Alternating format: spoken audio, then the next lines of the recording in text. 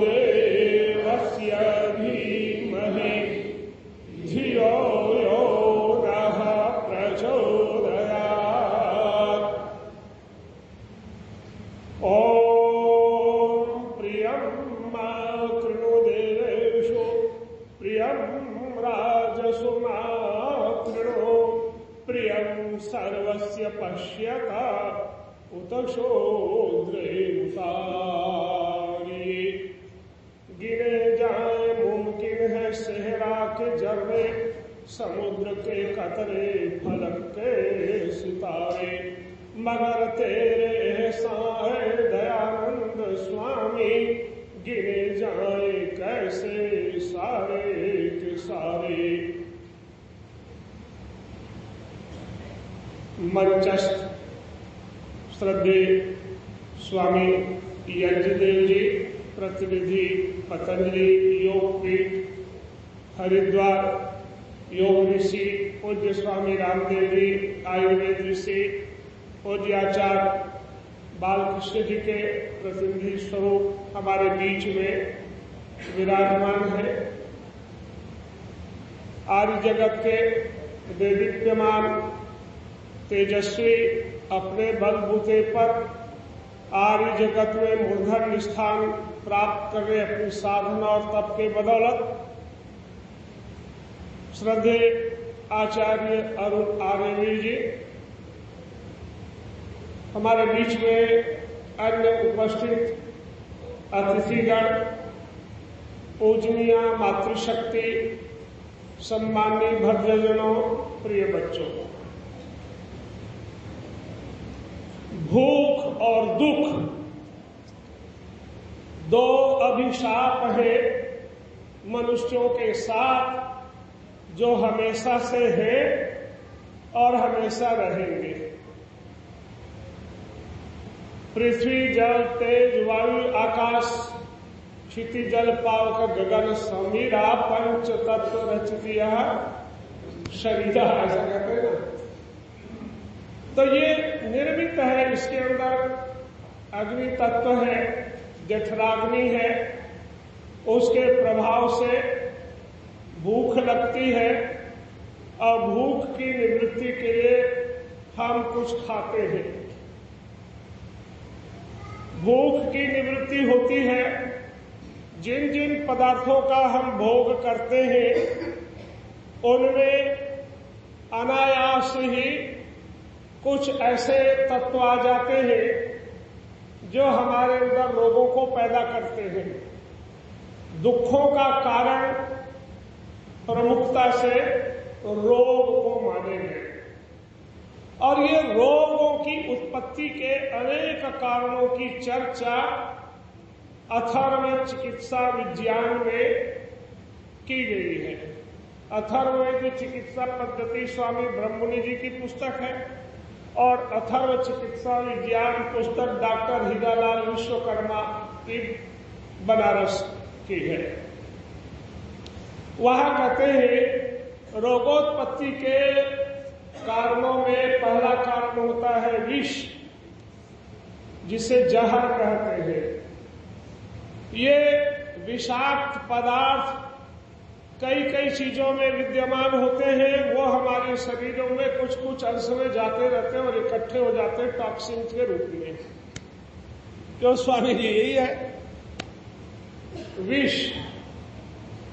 यद्यपि अथर्ववेद के अंदर नवम कांड का 8वां सूक्त 22 मंत्रों वाला सूक्त है, और उसके अंदर हेडिंग लगाई भाष्यकार क्षेमकरण दास त्रिवेदी ने, सर्व शीर्षा मयापाकरणम। हिंदी में उसका लिखा गया सर्व शरीरांतरवर्ती रोगों के निवारण की कामना। उसमें ते रोगम बहिर्निर्मंत्रयामहे बार बार मंत्रों में है, और कुछ मंत्रों में है सर्वेषां यक्ष्वाणां विषम निर्वोचमहं त्वत्। सभी प्रकार के रोगों के कारण तत्व विष को तुम्हारे शरीर से निकालते हैं। आ गए समझ में? विषम निरोचमहं त्वत्। रोगों के कारणों में विष के अलावा कीट को माना गया। कीट, कीड़े, है ना। और अथर्ववेद को आप पढ़ेंगे तो वहां यातुधान और किनी दिनः और कीटों की बड़ी लंबी चर्चा, ये पर्वेतिषु, ये नदेशु, ये कृमिया, ये शरीरे, ये औषधिषु, ऐसे सारा वर्णन आया। जो कीटाणु, अब उसको चाहे आप बैक्टीरिया, फंगस, वायरल, जो भी वायरस आदि जो कहें, इनके कारण जो शरीर में जाते हैं और रोग पैदा करते हैं, इसकी चर्चा फिर करेंगे थोड़ी हवन के प्रसंग में, है ना। तीसरा, त्रिधातु के विकार के कारण रोग पैदा होते हैं। वात, पित्त, कफ, 3 हमारे अंदर तत्व हैं, उनके विकारों से भी रोग उत्पन्न होते हैं। फिर कहा देव प्रकोप जन्य रोग, देवताओं के प्रकोप से, प्रकोपित होने से कुछ रोग प्रकटते हैं या बढ़ते हैं। अब देवों की चर्चा तो यहां नहीं करेंगे, नहीं तो वही विषय चलाना पड़ेगा कि जड़ देवता की चेतन देवता, सब में वास्तव में प्राकृतिक दिव्य शक्तियां बिगड़ती हैं, तब जाकर के रोग पैदा होते हैं। इसको देव प्रकोप जन्य आप मान ले। देव प्रकोप कुछ आनुवंशिक कारणों से भी, हेरिडिटी से, पितृ परंपरा से, ब्लड आदि के द्वारा हमारे शरीर में आते हैं, वो भी उसको क्षेत्रीय रोग कहा अथर्ववेद में। क्षेत्रीय रोग, आनुवंशिक रोग, ये रोग के कारणों में है। फिर आगे आया ऋतु परिवर्तन जन्य रोग। ऋतुओं की संधियों में अनेक प्रकार की बीमारियां पैदा होती हैं, तो रोग के कारणों में इसको भी समाहित किया गया कि ऋतु परिवर्तन से भी रोग पनपते या बढ़ते हैं, पैदा होते हैं। रोगों के कारणों में इसको माना है ऋतु संधि में। फिर आगे जाकर के कहते हैं जनपदों ध्वंसकारी रोग, जिसको महामारी आदि कहते हैं ना। प्लेग हैजा जैसी महामारी होती है, उसको चरक संहिताकार में जनपदों ध्वंस रोग कहा। तो ये बढ़ रहे हैं इसी प्रकार से, एक दो भले छूट जाते हैं और चर्चा में। कृत्या, अभिचार और वलग। अथर्ववेदी प्रक्रिया में कृत्या को कहा कि शत्रुओं के विनाश के लिए हिंसक प्रयोग कृत्या है, न कि जादू टोना आदि जो कृत्याभिचार पर चल पड़ा काफी। तो ये कृत्या। अभिचार किसी के या किसी तत्व के विनाश के लिए जो प्रयोग किया जाए, वैद्युतिक प्रयोग, वैद्युतिक प्रयोग उसको लिखा, माने बिजली की जैसी तरंगों के द्वारा अभिघात आदि होने से, और ये रोग होते हैं। इसमें आप मोबाइल को भी ले लीजिए, आज मैं पहली बार कह रहा हूं। ये वैद्युतिक प्रयोग यानी जो हमारे स्वामी यज्ञदेव जी बोला करते हैं। और कृत्या, अभिचार ये है, और वलग भी इसी प्रकार के एक प्रयोग है जिसको कहते हैं घात के लिए किए जाना। तो ये रोगों के अनेक कारण हैं रोगोत्पत्ति के। तो भूख और दुख का कारण रोग, और रोग के कारण ये सभी हैं। अब इन सभी कारणों के निवारण का वैदिक उपाय, वैदिक उपाय के अंदर आइए मैं आपको एक वेद मंत्र ऋग्वेद का दे रहा हूं। ऋग्वेद का 8वां मंडल, सूक्त 19, मंत्र संख्या 5 और 6, 2 मंत्रों के प्रथम पंक्तियों को पढ़ूंगा और उसका अभिप्राय समझाता हूं। 2 मंत्रों का उसमें पहला मंत्र का पहला भाग है यह समिधा या आहुति यो वेदेन ददास मर्तो अग्नये, कि यह समिधा जो समिधा से या आहुति आहुति से यो वेदेन वेद मंत्रों से ददास देते हैं मर्तो जो मनुष्य अग्नये अग्नि के लिए या अग्नि आदि में। फिर दूसरे मंत्र की पहली पंक्ति सुनो, न तम अंगो देव कृतम कुतश्चनो न मर्त्य कृतम नशत। ऐसा करने वाले को न तम अंगो, न उसको कोई अंगा पाप या दोष या प्रदूषण अंगा, कैसा देव कृतश्चनो न, देवताओं के द्वारा जो पैदा हुए वे, और न मनुष्य कृतम और न मनुष्यकृत पाप या दोष उसको प्रभावित कर पाते। न अमंगो देवकृतश्चनो न मनुष्य कृतम न सर। ये ऋग्वेदी ऋषि चिंतन के अंदर मंत्र दृष्टा ऋषि घोर कण्व ऋषि हुए हैं। मंत्र दृष्टा ऋषि कई बार आर्य समाजों में 150 साल हो गए और आर्य समाज स्थापित हुए, मंत्र तो पढ़ते चले जाते हैं, ऋषि और देवता का बोध नहीं होता। यदि पूछ दूं यही बताओ गायत्री गुरु मंत्र जो हम लोग बोलते हैं ये कहाँ का मंत्र है और कौन इसका ऋषि और देवता है, सब इधर उधर देखने लगेंगे। यद्यपि यजुर्वेद में 3-4 बार आया मंत्र, गायत्री मंत्र निश्चित गायत्री रूप में आया, तत्सवितुर से लेकर प्रचोदया तक कई बार आए, लेकिन भूर्भुवः स्वः की महाव्याहृति के साथ लगा हुआ मंत्र केवल यजुर्वेद में 36वें अध्याय में 3रे क्रम में आया। तो आप पता हो गया जो हम गायत्री मंत्र पढ़ते हैं वो कहाँ का है, यजुर्वेद अध्याय 36 मंत्र संख्या 3। मंत्र दृष्टा ऋषि विश्वामित्र, इसलिए एक बार लिख दिया मैंने गायत्री मंत्र के आविष्कर्ता खोजकर्ता ऋषि विश्वामित्र, और देवता सविता है, सबको पता है, तत्सवितुर्वरेण्यम कहते हैं, सविता देवता है। और ये भूर्भुवः स्वः ये 4 अक्षर लगने से 23 अक्षर के साथ मिलकर ये देवी गृहती निश्चित गायत्री छंद पूर्ण नाम छंद इसका है। और ये ऋषभ स्वर के अंदर माना सारे गामा पधा निशा में रे स्वर इसमें लगने की बात कही गई। तो मैं इसलिए बीच में आपको बता दिया कि ऋषि देवता छंद स्वर आदि को जानना चाहिए। महामृत्युंजय मंत्र रोज पढ़ते, उसका ऋषि तो वशिष्ठ है, उसका देवता रुद्र है और अनुष्टुप छंद में है।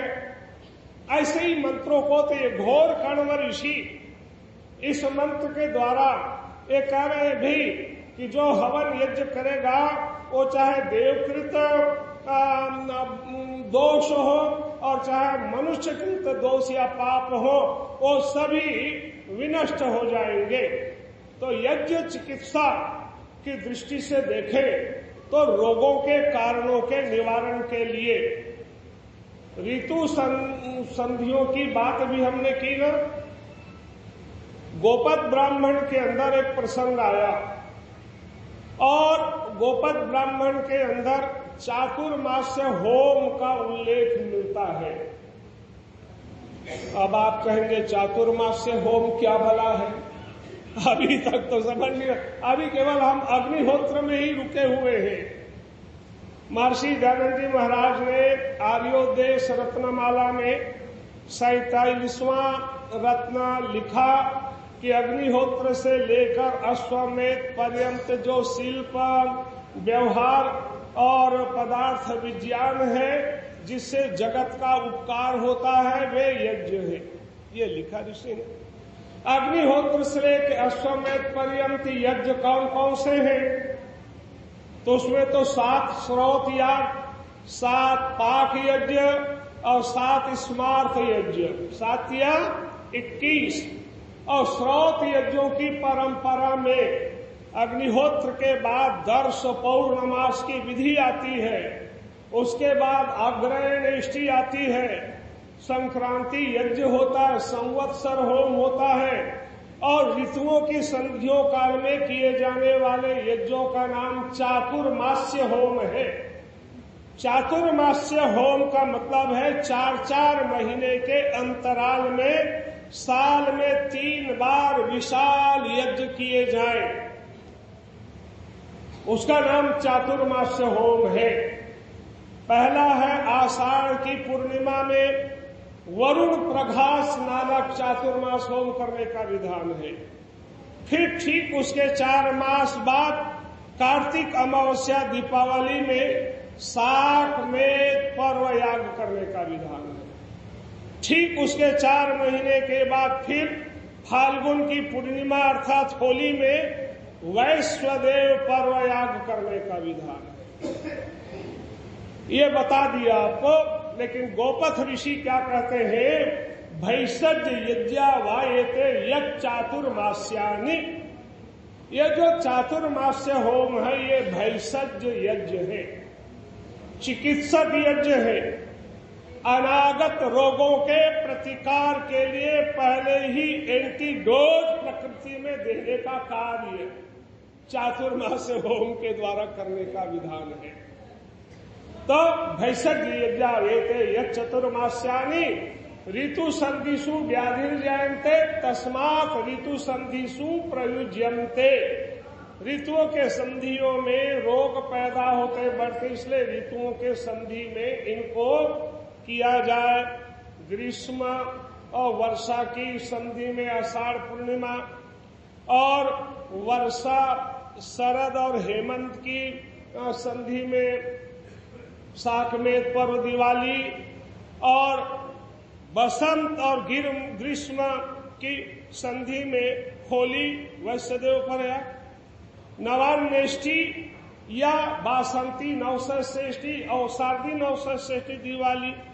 लंबी बात हो जाएगी, केवल इस बात के लिए कह रहा हूं कि यज्ञों की एक विशाल परंपरा है और उन्हें करने चाहिए, क्योंकि अनेक प्रकार के उत्पाद उपद्रव प्रकृति में चलते रहते हैं स्वाभाविक रूप से, लेकिन मनुष्यकृत पापों या कर्मों के कारण कई ऐसी स्थिति निर्मित हो गई कि विगत 100 साल के भीतर 24 लाख टन ऑक्सीजन की मात्रा इस प्रकृति में घटी है, खत्म हुई है।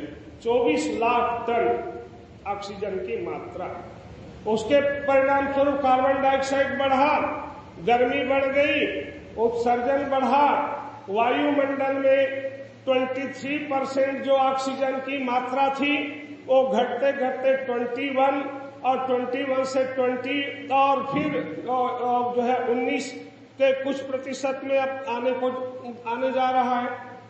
सारा विवरण सारे आधुनिक ग्रंथों में आपको मिलेगा। ये प्रदूषण जनित या देव प्रकोप जन्य रोगों के जो तत्व बढ़ते चल रहे, इससे इतनी भयंकर स्थिति हो गई कि 24 लाख टन ऑक्सीजन की मात्रा घटने से, प्रदूषण बढ़ने से प्रकृति में असंतुलन बढ़ा, और संतुलन के बढ़ने के कारण पर्णहरित प्रभाव इस प्रकृति में उत्पन्न हुआ। ग्रीन हाउस इफेक्ट उसको कहते हैं। और उसके फिर कुछ समय तक प्रभाव होते होते फिर ग्लोबल वार्मिंग, उससे बढ़ी ग्लोबल वार्मिंग, और ग्लोबल वार्मिंग के कारण एक हत्यारी हवा पैदा हुई जिसका नाम वैज्ञानिकों ने रखा अल नीनो।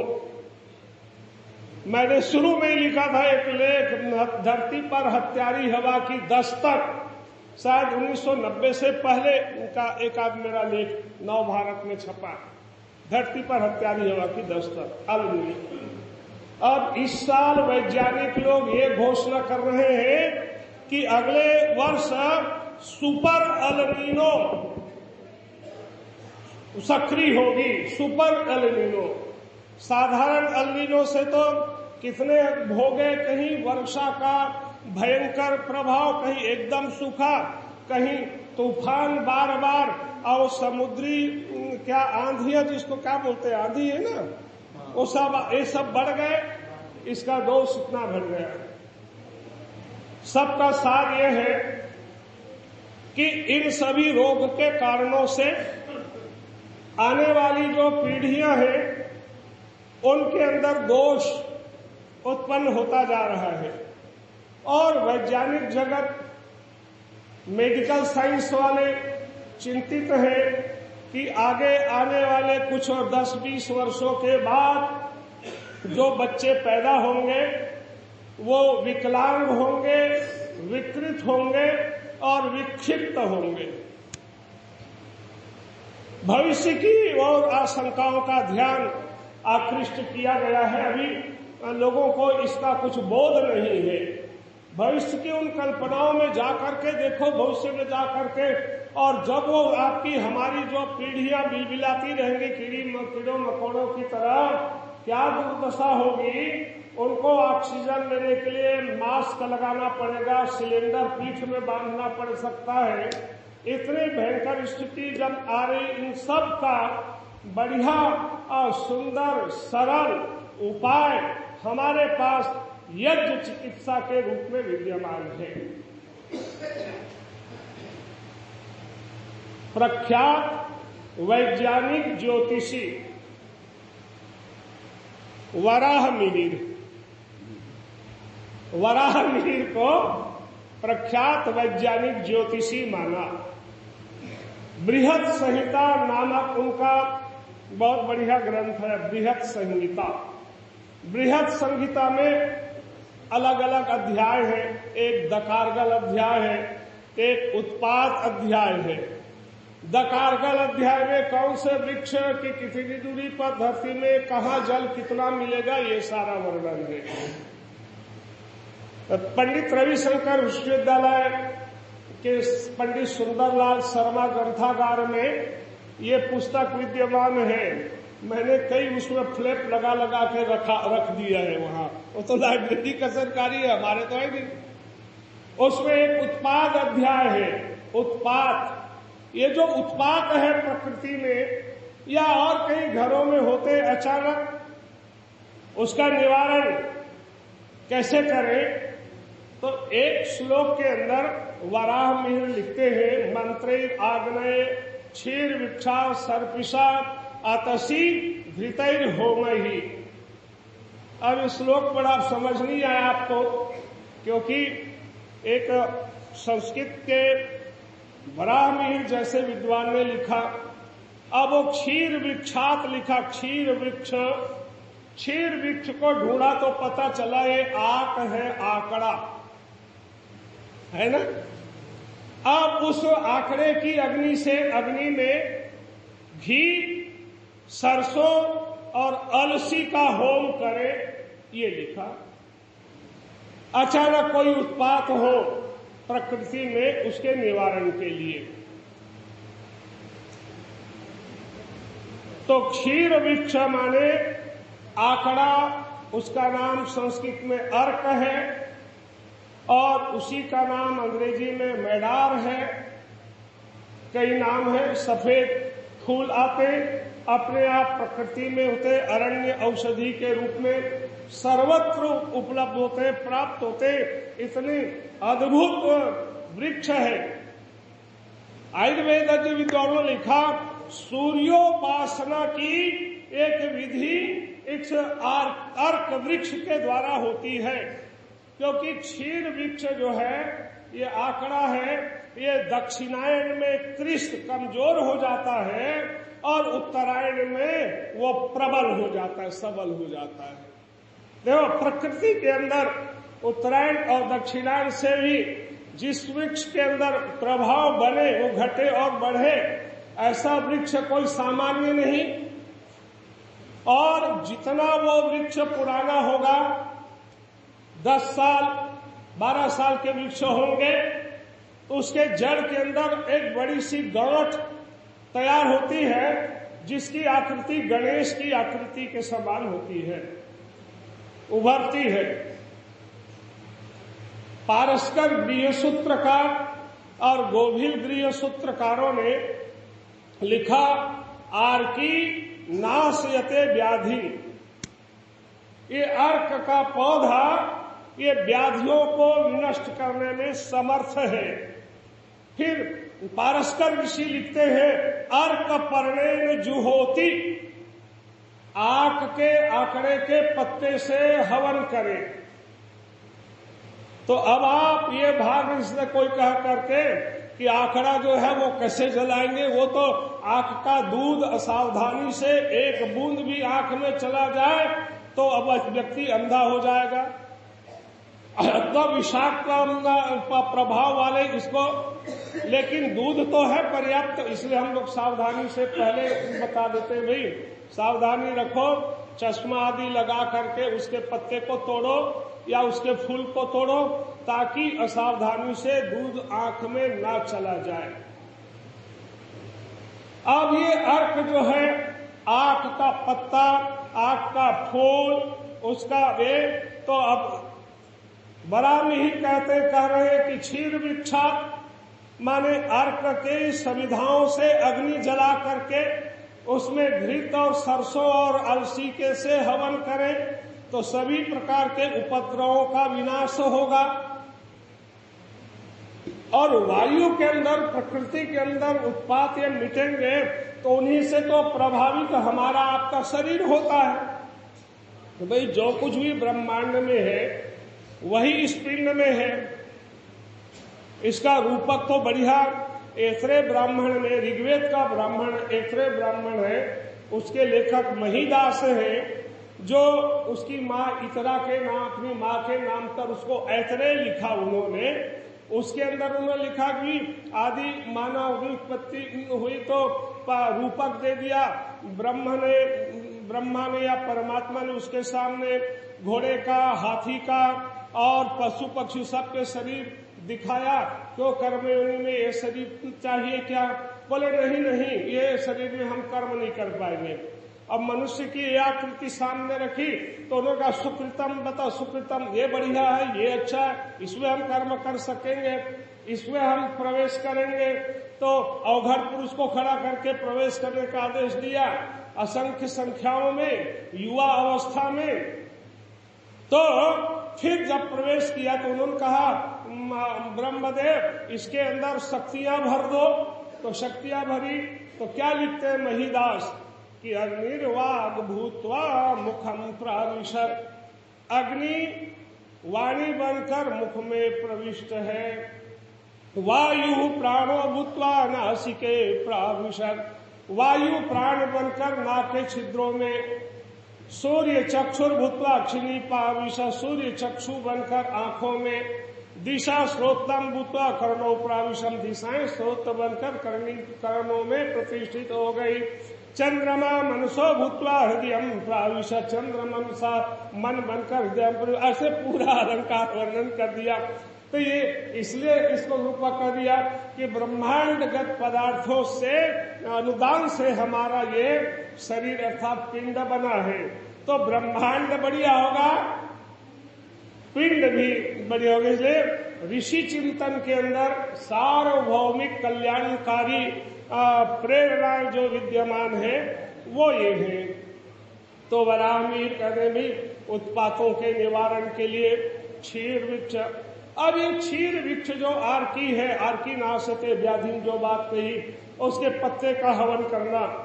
थायराइड की बहुत बार लोगों को आजकल तो थायराइड कैंसर जैसा भी घातक होता जा रहा है, उसको भी ठीक करने की शक्ति आंख के पत्ते में है।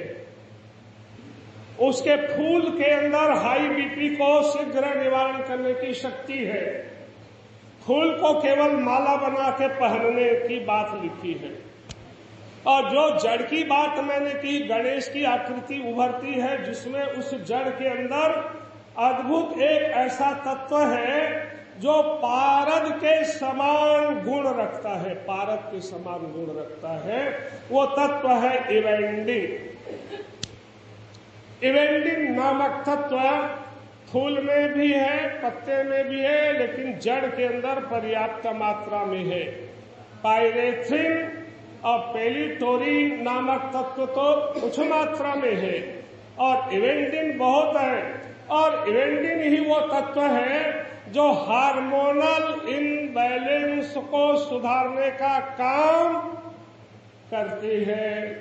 तो हार्मोनल इनबैलेंस से अंतःस्रावी ग्रंथियों की विकृति से कई बार माताओं में गर्भधारण नहीं होता, संतान प्रतिष्ठिति नहीं बनती, उसको भी ठीक करने की शक्ति उस अर्क के मूल के अंदर विद्यमान है। यकृत रक्षक उसको माना है, पायरेथ्रिन को। यकृत लीवर फंक्शन को ठीक करने की बढ़िया शक्ति उस अर्क आंख के जड़ के अंदर विद्यमान है। तो अर्क पर्णेंजु होती और क्षीर वृक्षात की अग्नि से जला करके हवन करना, उसमें पत्ते और फूल को डालना। देखो, पत्ते को जलाना हो, फूलों को जलाना हो, तो कल जो चर्चा की थी कि भी या तो उसको छाया में सुखा लो, छाया शुष्क हो जाए तो उसका पाउडर बन जाए और उसको कर दो पाउडर फॉर्म में और फिर घी में डाल दो और घी में जलाओ और उस समिधाओं से भी आप हवन करिए, समिधाओं से अग्नि जलाइए। मेरे फार्म हाउस कृषि फार्म में तो 25-30 आक के पेड़ हैं पुराने। कई पेड़ों के जड़ों को निकाल करके और लोगों को दिया, वो जड़ को, उससे उसकी समिधाओं से भी हम लोग हवन करते हैं, समिधाओं को जला करके। तो एक तो ये है। फिर बरामी कहते हैं भी सरसों और अलसी को मिलाकर डालो। सरसों, जिसके लिए उन्होंने सरसप शब्द का प्रयोग किया, सरसप ही ऐसा लिखा, और अतसी लिखा, अतसी। अतसी का अर्थ है अलसी, है ना। अब ये सरसों तो बहुत गुणकारी है, दृष्टि यज्ञों में हम बहुत प्रयोग करवाते हैं उसको, और कच्ची घानी खाते हैं तो फिर स्वामी जी महाराज का खूब चलता रहता पतंजलि से। ये सारी बहुत महत्वपूर्ण औषधियां आपके सामने रखी पतंजलि उत्पाद का, हरिद्वार का।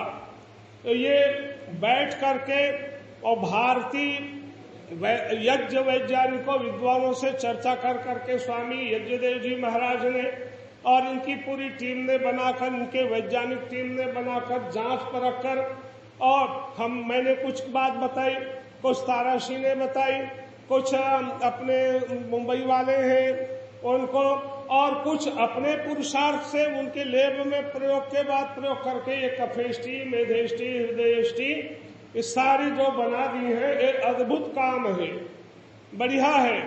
और इनमें सब में क्या क्या तत्व है इसका भी शायद विवरण इनका मिलता है। ये दिव्य हवन सामग्री है, इसके पीछे सारा लिखा है, जटा, जटामासी, नागर मोथा, गाज्या, गाय, सुगंध बाला, कपूर का आदि सब ये लिखा है। ये व्यापार की पारदर्शिता में ये महत्वपूर्ण है, पर आर्य समाज के सामग्री विक्रेता लोग इसको नहीं उल्लेखित करते और पता नहीं इतना पाउडर बना देते, पता नहीं चलता उसमें क्या है। ये पारदर्शिता पूर्ण कार्य वहां।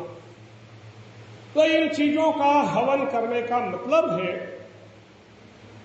लाभकारी, चाहे रोग के कारण हो, प्राकृतिक उत्पात हो, निवारण के लिए अतसी, अलसी अथर्ववेद में शीघ्र दहनशील पदार्थ में गिना जाता है। अलसी का पौधा और उसका बीज वो ओमेगा 3 का बहुत बढ़िया स्रोत माना जाता है। ओमेगा 3 कितना अच्छा माना गया बताएंगे स्वामी जी आपको। और फैटी एसिड को भी उसमें नियंत्रण करने की अद्भुत शक्ति है। अलसी का तेल का धुआं अपस्मार और प्रतिश्चाय जन्य जो पतला रस सिर से निकलता रहता है नाक से नजला आदि के रूप में, उसको खत्म करने की अद्भुत शक्ति अलसी तेल के धुएं में विद्यमान है। चाहे अलसी में अवाष्पशील तेल है, हवन में जला दो तो वो उससे उसके सारे गुण फैलेंगे, अथवा अलसी तेल में रुई की बत्ती डुबा करके और जला दो, उसका धुआं ग्रहण करो तो अपस्मार में अचानक चित्त विभ्रम हो जाए उसमें, और दिमागी कफ जो जम जाए उसके कारण कई विकृतियां पैदा होती है, उसको दूर करने में अलसी तेल का धुआं बढ़िया काम करता है। और इस अलसी के पौधे को, अलसी को रुद्र पत्नी लिखा आयुर्वेद में, रुद्र पत्नी। कई कई नाम से पता चलता है कि कितना इसका महत्व है। और एक और बात कहता हूं, देखो महर्षि वाल्मीकि ने अयोध्या कांड के प्रारंभ में एक श्लोक लिखा, और श्लोक यूं लिखा कि भगवान राम, लक्ष्मण और सीता वन जाने के लिए वनवासी वस्त्र आदि पहनकर, और चूंकि पहले शाम की घटना थी, रात में सोए, सुबह उठ करके उनको अयोध्या छोड़ देना था। वो जब निकले तो सबसे पहले अयोध्या के राजमहल से निकलकर वो कहाँ गए, तो अपनी माँ कौशल्या के राजभवन में जाते हैं तीनों आशीर्वाद लेने। उस समय का दृश्य वाल्मीकि ने बढ़िया लिखा, सा क्षौम वर्ष्णाहिष्टा नित्यं व्रत परायणा अग्निं जुहोति स्म तदा मंत्र विकृत मंगला। तदा तब उस समय अग्नि के अंदर आहुतियां दे रही थी, मंगल कार्यों में करने में चतुर माँ कौशल्या। और कैसी, तो लिखा क्षौम वसना, क्षौम वस्त्र को पहनी हुई, क्षौम वस्त्र। क्षौम वस्त्र की व्याख्या में व्याख्याकारों में भूल हुई। सातवलेकर जी ने, दामोदर सातवलेकर जी ने रेशमी वस्त्र लिखा क्षौम वस्त्र का अर्थ, और किसी ने और कुछ लिखा खादी और सूती आदि। पर क्षौम वस्त्र को ढूंढा तो पता चला कि अलसी के पौधे से उसके रेशे को निकालकर जो वस्त्र बुना जाए वो क्षौम वस्त्र है, जिसको आज की भाषा में लिनेन कहते हैं। देखो, ताप अवरोधक गुण उसमें है, ताप अवरोधक गुण। चिंगारी चले जाए तो जहां जाए वहीं बुझ जाए। टेरिलीन और टेरिकाट पॉलिस्टर के जैसे और लगी तो एकदम बढ़ जाए, ऐसा नहीं होता। इसीलिए तो याज्ञिक आचार संहिता लिखी पंडित वीरसेन वेदाश्रमी जी ने। और याज्ञिक आचार संहिता में क्या पहने, क्या खाएं, कब बैठे, क्या देखें, सारा वर्णन याज्ञिक आचार संहिता में उन्होंने किया है। याज्ञिक आचार संहिता। तो अलसी का महत्व ऋषि ने समझा, वराहमिहिर ने समझा और इसको लिख दिया। ऐसे ही बहुत सारी औषधियों का प्रयोग है जिनका हवन में विधान लिखते हैं।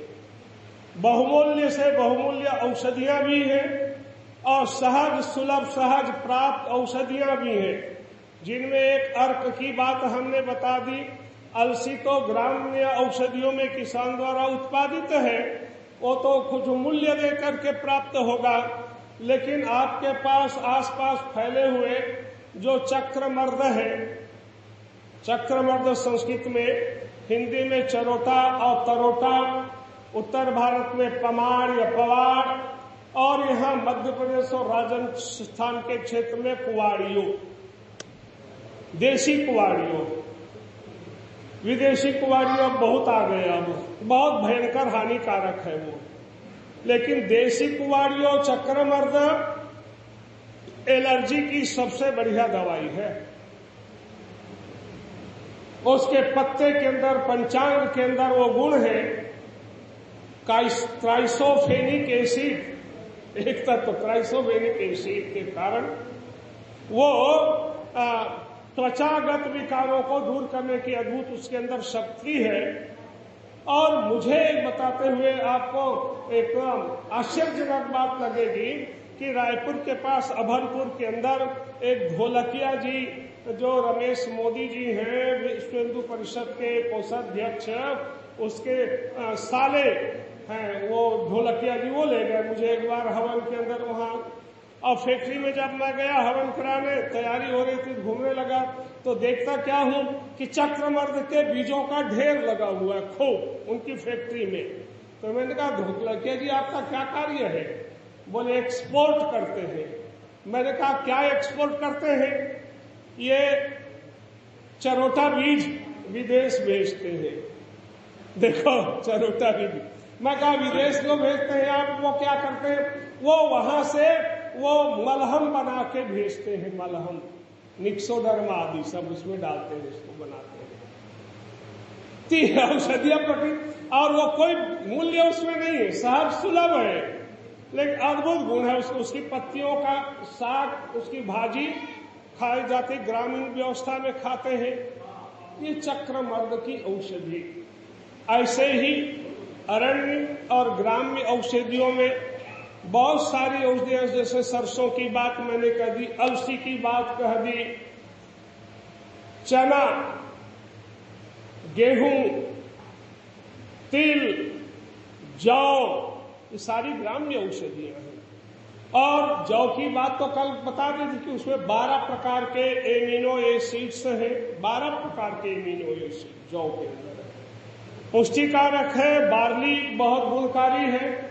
और तिल को तो फिर कहना ही क्या, तिल, काला तिल और सफेद तिल 2 प्रकार के होते हैं। 19-20 गुण है उसमें, काले तिल में कुछ अधिक है, सफेद में कम है। तिलाहा पापनाशनः, ऐसा लिखा। तिलों को पापनाशक माना, और माना कि तिलोदकी, तिलस्नाई, तिलभुक, तिलदाता, तिलहोमी, और एक और सडेते तिला पापनाश, तिल के 6 प्रयोग करने वाले पापों से बचते हैं, दोषों से बचते हैं। तो तिल का प्रयोग जो है ना भव्य सामग्री, क्योंकि ऋषि ने लिखा कि रोगनाशक, सुगंधित और पुष्टिकारक अन्न आदि में स्वामी जी ने अन्नों में इसकी गणना कर दी।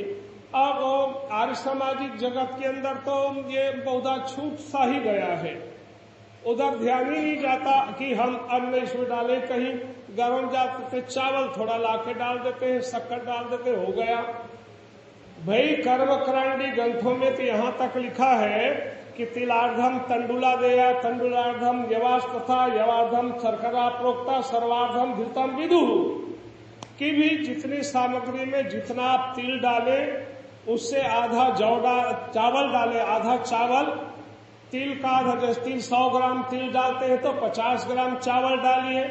और तंडुलार्धम यवास तथा चावल का आधा आप जौ डालिए 12 ग्राम, नहीं है ना, यही होगा ना, 50 ग्राम, 12.5-13 ग्राम। और फिर उससे आधा शक्कर मिलाइए उसमें, और सब यदि 200 ग्राम हो गए तो 100 ग्राम घी मिलाइए उसमें, इतना स्निग्ध कर दीजिए उसको। ते आहुति के प्रयोग में, क्यों सत्यनारायण व्रत कथाओं में तो पंडित लोग इसी से करवाते हैं, लेकिन अनुपात का ध्यान नहीं रखते, तो उसके कारण वो धुआं खूब भर जाता है, ठीक से जलता नहीं, दहन नहीं होता, और दहन नहीं होने से वो आश्रित नहीं होता, आश्रित ना होने से ऑक्सीकरण नहीं बनता, ऑक्सीकरण नहीं बनने से तत्व हवा में, पर्यावरण में फैलते नहीं हैं। इसलिए अनुपात का भी ध्यान रखना बहुत जरूरी है। चना अद्भुत अन्न है।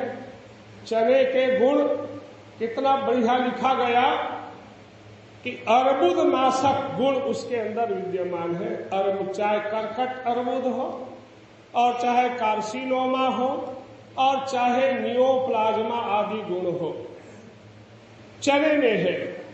राजस्थान के अंदर राजस्थान पत्रिका, एक समाचार पत्र शायद निकलती अब भी, उसमें कभी एक लेख छपा था किसी वैद्यराज का उस वैद्यराज ने लिखा कि जो काबुली चना है, काबुली चना सफेद बड़ा बड़ा होता है, देसी चना, गुलाबी चना और काबुली चना। तो काबुली चना के अंदर माइक्रो एलिमेंट सेलेनियम नामक अद्भुत तत्व पाए जाने से कैंसर कीटाणु नाशक है। और उसको काबुली चने को छिलका सहित पिसवा करके आटा बना करके बेसन बनाकर और उसके अंदर गोबर का रस जो गाय तुरंत गोबर करे उसको कपड़े में लेकर के निचोड़ो तो उसमें से रस निकलता है। उस रस से थोड़ी मात्रा में उस काबुली चने के बेसन में मिला करके और उसको जो है जहां कैंसर का पॉइंट है वहां उसको आप चिपका दो। चिपका रहेगा तो कैंसर के कीटाणुओं को वो सिंक करता है, खींचता है, बाहर निकालता है। और ये लिखा राजस्थान पत्रिका उस लेख के अंदर कि उसको हटाने वाला व्यक्ति अपने मुंह के अंदर ये ऐसा लगाकर मास्क आदि लगा करके जाए और उसको निकाल करके धरती पे गड़ा दे, पशुओं को खाने मत दे क्योंकि इतना विषाक्त हो जाता है। पिछले दिनों मैं गुजरात में रहा और वहां मेरी बेटी का फोन आया कि मेरा दौहित्र जो सुयश है, अभी 11वीं का 12वीं का छात्र है, तो उसको टांसिल की समस्या हो गई है, बहुत परेशान है, क्या किया जाए। वहां से मैंने फोन करके बता दिया काबुली चने का बेसन बनाओ और उसमें अमृत धारा उससे तरल पदार्थ से उसको गूंथ लो और गूंथ करके वहां लगा दो। वो 2 प्रयोग की मेरी बेटी ने और उसके बाद 2-3 दिन के बाद फोन आया कि वो सुयश बढ़िया हो गया, डॉक्टर के पास नहीं जाना पड़ा। मेरे बेटे को वेदांशु को जब चेचक हुआ तो मेरी पत्नी ने कहीं से पढ़ा और कह दिया कि जो गुलाबी चना है या देसी चना है उसको रात में भिगा दो, रात भर भीग जाए तो सुबह थाली में फैला दो और उस रोगी के दोनों हथेलियों को उसमें इतनी देर तक के रखो कि वो चने काले पड़ जाएं। उतनी देर तक रखवाई। मुझे लगता है 1 या 2 प्रयोग की और चेचक खत्म। सिंक करता चने में खींचने की अद्भुत शक्ति है, फॉलिक एसिड के कारण, माइक्रो एलिमेंट सेलेनियम के कारण अथवा ऑलिक एसिड के कारण। जी पैर नहीं, हथेलियों को ऐसा, हथेलियों को दोनों को। तो ये हम लोगों को देखो, आयुर्वेदेषु यत्रोक्तम यस्य रोगस्य भेजम तस्य रोगशांत्यर्थम तेन एव होमयेत्। यही पूज्य स्वामी यज्ञदेव जी के साथ आचार्य बालकृष्ण के साथ जी के बाद बैठे तो प्रसंग से ये चर्चा चली कि जो औषधि खाने में उपयोगी है उसको जलाने का विधान कहाँ है। अपनाया ना स्वामी जी। तब फिर ये श्लोक आया दिमाग में और फिर ये प्रपंच रत्न सार संग्रह गण के 30वें पटल का एक श्लोक यज्ञ चिकित्सा नामक ग्रंथ में डॉक्टर प्रणव पंड्या ने लिखी उद्धरण की, तो वहां से मैंने इसको याद कर लिया था तो बता दिया। तो स्वामी जी लोग पतंजलि योगपीठ के सारे औषधियों में और इनके ग्रंथों के अंदर औषधि छवि उसमें भी श्लोक को लिखा हुआ है कि आयुर्वेद में जो औषधि जिस रोग के लिए खाने के लिए लिखी है उन्हीं औषधियों को हवन में जलाना चाहिए। ये व्यवस्था कीजिए कि एक जटामासी एक को पानी में भिगोकर उसके जल को कोई पिए, पाउडर को खाए तो हार्ट अटैक से बचेगा। लेकिन उसी एक जटामासी में को आग में जला करके और उसको फैलाएं तो बोर्नियोल अथवा सेफ्रोल तक तो फैलेगा, तो लोगों के श्वासों से इंजेक्ट होकर और कईयों को लाभ देगा। तो हवन की उपयोगिता आ रही समझ में। जिन औषधियों का प्रयोग करने से ये महत्वपूर्ण होते हैं। कैंसर जैसी घातक बीमारी पूरे विश्व में इतनी फैलती जा रही हवा के बिगाड़ के कारण, हवा में लेड तत्व, सीसा तत्व भरने से, पेट्रोल और डीजल के दहन से बनने वाले बेंजोपायरिन नामक जहरीले गैस शरीर में जाने से वो क्षत पैदा करके, घाव करके और कैंसर आदि रोगों के कारण बनते हैं।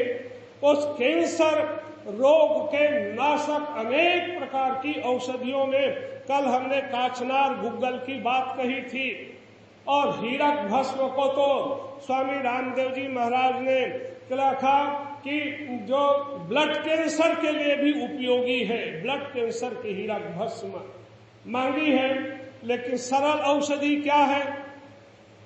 तुलसी प्रजाति का एक पौधा मिलता है, तुलसी प्रजाति का, उसका नाम है संस्कृत में मरुआ और हिंदी में मरुआ, अरुआ आदि कहते हैं। हमारे यहाँ उसको दौना कह देते हैं। ये मरुआ का जो पत्र का सार या उसका तेल की बात लिखी, उसको निकालें तो NB4 जैसे कैंसर के घातक कीटाणुओं के लिए वो बहुत उपयोगी है, लाभकारी है। तुलसी प्रजाति का वह पौधा। ऐसी सदा सुहागिन उपयोग कैसे करेंगे मरवा को? उपयोग अभी तो हम हवन में जलाने के लिए कर रहे हैं। हाँ, हवन में जलाने के लिए कर रहे हैं। सामग्री में उसका प्रयोग तो फिर आगे वैद्य के परामर्श से करना पड़ेगा ना। बहुत चीजें हैं, कई चीजें, जैसे भिलावा का तेल है, भल्लातक तेल विस्फोटक है, हाथ में छू जाए तो तुरंत फोड़ा हो जाएगा।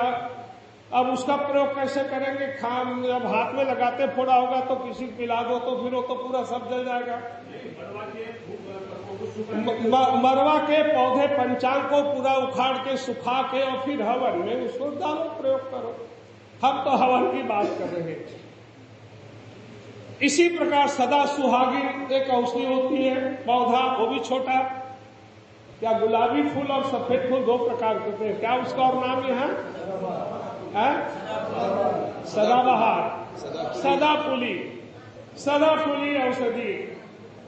विनका एल्केलाइड नामक अद्भुत तत्व उसमें विद्यमान होने के कारण अर्बुद नाशक गुण है, और उसके जड़ के अंदर मधुमेह नाशक गुण है। कैल्शियम ऑक्जेलेट के कारण उसका प्रयोग वैद्य लोग पुराने करते रहे हैं। देखो, ये सहज सुलभ औषधियों की चर्चा चल रही है। मीठा नीम, कढ़ी पत्ता बोलते हैं और रोज डालते हैं भोजनों में। मीठे नीम के पत्ते में गिरी निम्बिन नामक अद्भुत तत्व की चर्चा किसी विद्वान ने की, और इसको अर्बुद नाशक माना गया, कैंसर नाशक माना गया। कैसे प्रयोग करना है? खाने पीने में अलग चीज है, लेकिन हवन में उनका कुछ प्रयोग सुखाकर। देखो, हरी हरी चीजों को आप लेंगे, सुखा नहीं पाए हैं, करना है तो कुछ भाष्यकार ये मानते हैं कि हरी चीजों को आहुति देना तो उसको घी में डुबोकर फिर आहुति करें। जैसे दुर्वा औषधि से हवन करना, उखाड़ो दूबी, घी में डुबाओ, डाल दो। उषा औषधि जो दर्भ है उसको उठाओ, डुबाओ, हवन में डाल दो। और यदि छाया में सुखा के आपने पाउडर कर लिया तो घी में डाल के फिर स्वाहा स्वाहा करते रहो। ये सारी जो औषधियां हैं, सहज सुलभ औषधियां, कैंसर नाशक तत्वों में अद्भुत एक तत्व माना गया लेपाचोल। लेपाचोल नामक तत्व को कर्कट अर्बुद नाशक लिखा, और आचार्य बालकृष्ण जी महाराज ने अपने आयुर्वेद जड़ी बूटी रहस्य के अंदर लिखा। वहां से मैंने लिखा ये लेपाचोल पाटला नामक एक औषधि, पाटला नामक औषधि का वर्णन करते हुए उन्होंने आचार्य जी ने लिखा। पाटला को पिठवन कहते हैं शायद प्रचलित भाषा में, दुकान में पिठवन या पाटला औषधि। ऐसी एक निशोच जिसो नसोतर औषधि कहते हैं, उसमें महिलाओं के ब्रेस्ट कैंसर के लिए चाहे वो NB4 और AD60 तक की स्थिति में पहुंच गया हो, उसके लिए निशोथ नामक पेड़ का छाल बहुत बढ़िया काम करता है, उसका धुआं बहुत बढ़िया काम करता है। ऐसी एक औषधि है सुगंध बाला। सुगंध बाला, उसका एक नाम है तगर मूल।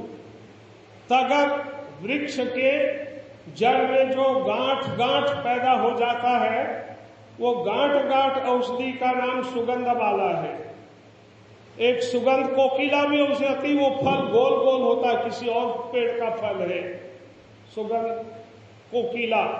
और एक सुगंध मंत्री भी होता है ऐसा सुगंध मंत्री औषधि। तो सुगंध बाला जो औषधि है तगरमूल है, उसमें दो अद्भुत तत्व है। एक का नाम है एसीवेट्रेट और दूसरा का नाम है इरिडोयड वेट्रेट। इन दोनों के दोनों को अर्बुद नाशक मतलब कैंसर नाशक माना गया है।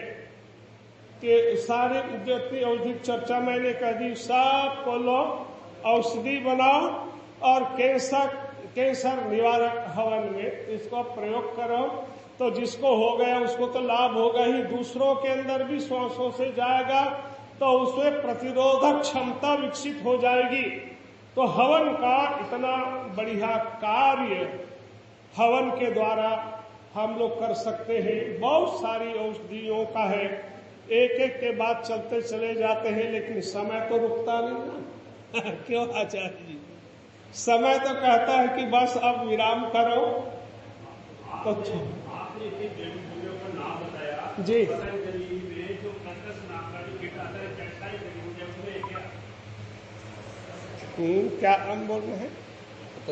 पतंजलि के जड़ी बूटियों में स्वामी जी, हाँ, ये सब औषधियों का है प्रयोग। आपने जिसका बताया जो उसका सारा है उसी के उसके सब तो देखो, ये तो कोई औषधि जो सुगंध वाला हमने कह दिया केवल कैंसर कीटाणु को मारेगा और कुछ नहीं करेगा, ऐसा नहीं है। 17-18 प्रकार के रोगों का निवारक गुण उसमें है। विश्व भेषज है, वचा है, अतीश है, जटामासी, सारे बहुत सारी रेयर औषधियां हैं, वो अनेक और रोगों के निवारक है। इसलिए केवल एक के लिए नहीं है वो। ये तो हमने एक चीज, एक तत्व की चर्चा के प्रसंग में आपको बता दिया, और बाकी चीजें और इनके सारे में तो ये सुगंध वाला भी इसमें डला हुआ जड़ी बूटी में सुगंध वाला है। अनुपात अलग अलग है। खैर लगभग 4 बजने को आ गए है ना, तो मैं अपनी बात को और लंबा नहीं करूंगा, क्योंकि और हमारे पूज्य स्वामी यज्ञदेव जी आचार्य अरुण जी हैं, ये भी बोलेंगे, फिर हवन भी करना, फिर अभ्यास भी करना। प्रशिक्षण में तो कुछ लिखो, कुछ सुनो और कुछ करो, यही तो प्रशिक्षण है। ये थोड़ी धुआंधार भाषण और विषयांतर हो करके करते रहो और कहने की जो बात है वो नहीं कही जाए और कही जाए, ऐसी बात हो जाती। इसलिए यज्ञ चिकित्सा प्रशिक्षण शिविर के अंदर आपको यज्ञ के विज्ञान, उसके प्रभाव से अवगत कराने का मतलब यही है कि यज्ञ की ओर आपकी प्रवृत्ति बने, आप लोग यज्ञ करने वाले बने, और जितना ज्यादा से ज्यादा हवन होता रहेगा उतना ही उतना प्रकृति मिलागा। ऋषि दयानंद ने क्या लिखा ऋग्वेदादि भाष्य भूमिका में, ऐत्रेय ब्राह्मण का एक श्लोक लिखा, यज्ञोपि तस्यै जनतायै कल्पते यत्र विद्वान होता भवति। ऋषि ने फिर इसका भाष्य में क्या लिखा, जनता नाम मनुष्यों का जो समूह है उसके हित के लिए यज्ञ होता है। जो विद्वान होता व्यक्ति उत्तम उत्तम औषधियों को अग्नि में जलाकर संसार का जितना उपकार करता है, ईश्वर की व्यवस्था से उतना सुखों को प्राप्त करता है। कितने कमाल की बात, ऋषि की बहुत अद्भुत बात है, ऋषि चिंतन कमाल की है। इसीलिए मैंने शुरू में कह दिया, गिने जाए मुमकिन है सेहरा के जर्रे, समुद्र के कतरे, फलक के सितारे, मगर तेरे ऐसा आए दयानंद स्वामी, गिने जाए कैसे सारे के सारे। ओम शांति।